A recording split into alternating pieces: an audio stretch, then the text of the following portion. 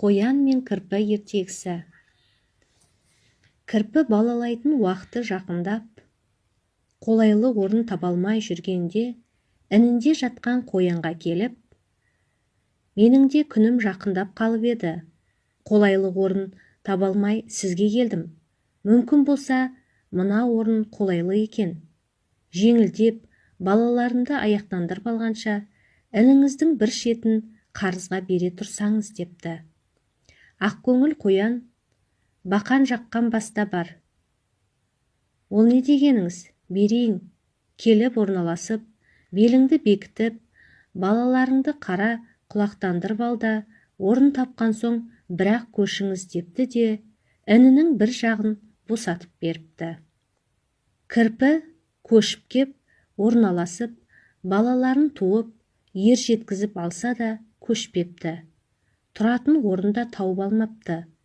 Қоянның балалары мен кірпік шешеннің балалары да аяқтанып, марқайып, бір інге сыйыса алмайды. Әсіресе кірпі балаларының инедей тікен жүндері қоянның балаларына жақындап кетсе қадалып, көжектерді қан қақсатып, зарлата берген соң, ана қоян шыдай алмай кірпіге: көрші, сіздің шаруаларыңыз бітті, кететінде уақытыңыз келді. Енді осы жақсы кезіңізде ініңізді тауып алсаңыз, көп отыра берсеңіз, балалар арасынан жанжал шығып қалса, үлкендер ренжісіп, берекемізге әсер етіп жүрер ме екен, деп сөздің жөнін айтыпты. Сонда кірпі рахмет айтып, інін босатып берудің орнына: мені енді қайда барады деп отырсың? Балалар сыйса алмаса қайтушы едім. Мен бұл орыннан ешқайда кете алмаймын. Жерің тар, келіп шыдамасаң, кең жеріңді тауып ал депті.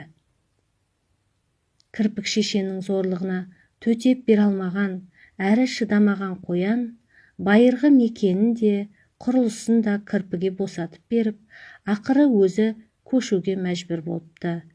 Содан соң соңындағыларға қояншылап жүрмейін деген аңыз қалыпты.